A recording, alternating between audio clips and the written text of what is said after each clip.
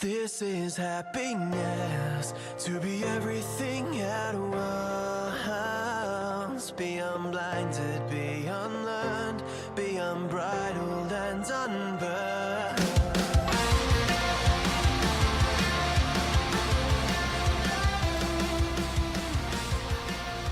Hey everyone, and welcome back to a brand new episode of Mood Prep. My name is Dave Nixon, and today we're going to talk about the difference between emotional intelligence and emotional awareness. And I shall start with growing up. So I had this actual question pop up for me yesterday in a coaching call, and they asked in relation to one of the passages I spoke about in the Monday's podcast. Excuse me, which was in reference to men don't show emotions. Interesting enough, I actually have 3 older sisters. I spent most of my youth growing up with my mother, and even though my father is pretty, I suppose, emotionally aware, I was never sort of really shut down, unless by the greater societal idea of being strong and tough, so to speak, and suppressing emotions. It's kind of like a agreed upon collective cultural idea in the Western world at the moment that's how men are perceived, whereas mine was a little bit different. I wasn't discouraged from showing emotion, but that's the thing that I learned later on, is that showing emotion and being aware of what I'm feeling and actually having emotional intelligence can be 2 very, very different things. And so often when people go, oh, that person's so emotional, it's like, I hate being emotional. Let's go with the second one. Someone goes to me, I hate being emotional. It's like, you hate being happy? They're like, no. It's like, happy is a fucking emotion. Like, maybe it's time to stop using emotional as a concept to describe, or a word to describe negative emotions that come up from time to time. Because the emotions that we actually want to feel more emotion. That's part of the process. Even the people that like shut it out probably don't know how to bring it back on straight away, emotions that is, but they still want to feel emotions. Unfortunately though, if we reject the negative, so-called negative emotions, we actually are rejecting emotions as a whole. And so the emotional intelligence, even though that person may not show emotion, it could be sometimes described as stoic, but stoic is still recognizing and acknowledging emotions. It's just not acting them out, which is a very significant difference between I am experiencing anger and I am angry. In the second one, we're actually identifying as the emotion.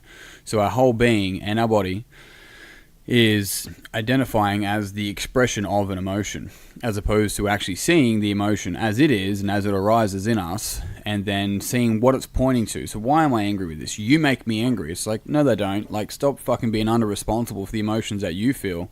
Your emotions are your responsibility, no one else's. So what's happening in this situation? What meaning do you have that's risen up? Like, what is this situation reminding you of? Do you feel like you're being shunned down again, like maybe someone in your past, a teacher, a coach, a parent, or something along those lines that you put up on a pedestal has let you down, and here this person's done the same thing, or you assume they're doing the same thing even though they're just operating in their own reality as they are. So it's really looking at this going, okay, well, being emotional and is simply just being able to express emotions, which is pretty normal, recommended. Being emotionally aware is going, well, this is what I'm feeling, and just expressing it both in verbal and in body and all that sort of stuff. It's really important though that the next dimension, the next extension of emotional awareness is emotional intelligence. In emotional intelligence, we start taking responsibility for what we're actually feeling. So, for example, it's like, well, that makes me anxious. It's like, no, it doesn't. It can't make you anxious. Anxious is your response to it. So what's going on with that anxiousness? What's it pointing at? And what's the deeper meanings? And so there's questions behind that. Sometimes it's like, what about it specifically is making you anxious? So we have to be very mindful and very aware of global language. All right, global language. Here's an example. If my girlfriend hears this back, she'll be like, why? Why do you say that? And she won't care. We're booking flights to Europe. We've got a wedding coming up. Not ours. I don't know why I need to say that. Sorry, honey. And she was getting a bit stressed about it. I'm like, what's stressing you? She goes, dates. And I'm like, dates. She's like, yeah. I'm like, Like the fruit? Like, come on. Like, that's not... It's this global thing. I'm stressing out because of dates. It's like, well, don't fucking look at a calendar for the rest of your life because you're just going to be stressed out and anxious the whole time, right? And that's not what she was exactly pointing at, but that's an example of global language, right? Also, it's like everything's fucked. It's all going... This whole day has been shit, right? It's global language. So this person's painting their whole reality in this globalness that it's personal, it's pervasive, and it's permanent, right? So some people go, it's not permanent, it's just today. It's like, well, it's permanently today. Like, it's the same fucking thing. A couple of moments that were probably rough have now turned into the whole day being shit. And even the things that haven't happened yet. And so the opposite of that, the recommendation for asking better questions is simply like, okay, well, what specifically about today is shit? Or what specifically about the dates, right? And so we start to actually be able to get into the problem to realize that, and more often than not, what is at the heart of the anxiousness is simply a meaning structure about something, right? So it's often a state or a thinking feeling state about a thinking feeling state about something external. So, and sometimes that something external is something that I'm thinking about that may happen in the future. And so this thing, whatever it may be, may happen in the future, and it's come up as a thought, and I play it as a thought. Maybe I also run a worst case scenario thinking pattern as well, which is also, there's utility to it. That's another conversation. And so I see that worst case scenario pattern. I don't actually see that that's what it is. I just think that that's what could happen. And then I get anxious about what might happen if that happens because I don't trust myself to deal with it as it arises. And then I get anxious about feeling anxious about the thing that might happen that would be a bad situation for me because I don't know what to do in that situation. And so this is why we are complex beings, is that nothing's occurred. Nothing in this people go, I'm fucking anxious. I've got anxiety. I've got this, I've got that. And it's like, okay, hold on a second.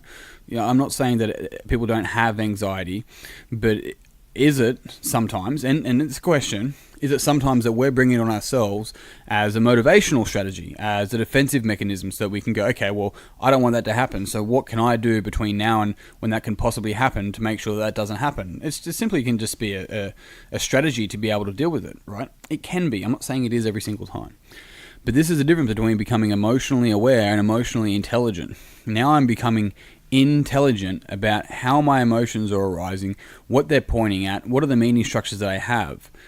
And when I'm talking about meaning structures, it's probably like what structure, and actually think of a structure like a building, have I created that has put different values and meanings upon a situation or a relationship or an external event, an injury, not having a job, an identity that I've made up, whatever it may be.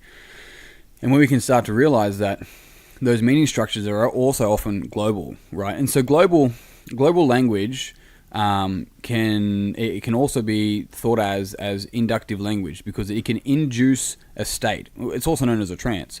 So it can induce this like dragon states. You search my podcast, even if you just jump on Google, Dave Nixon dragon states. I talk about dragon states in my podcast earlier, but it can induce this thing just by being global, whereas detail can often break it down.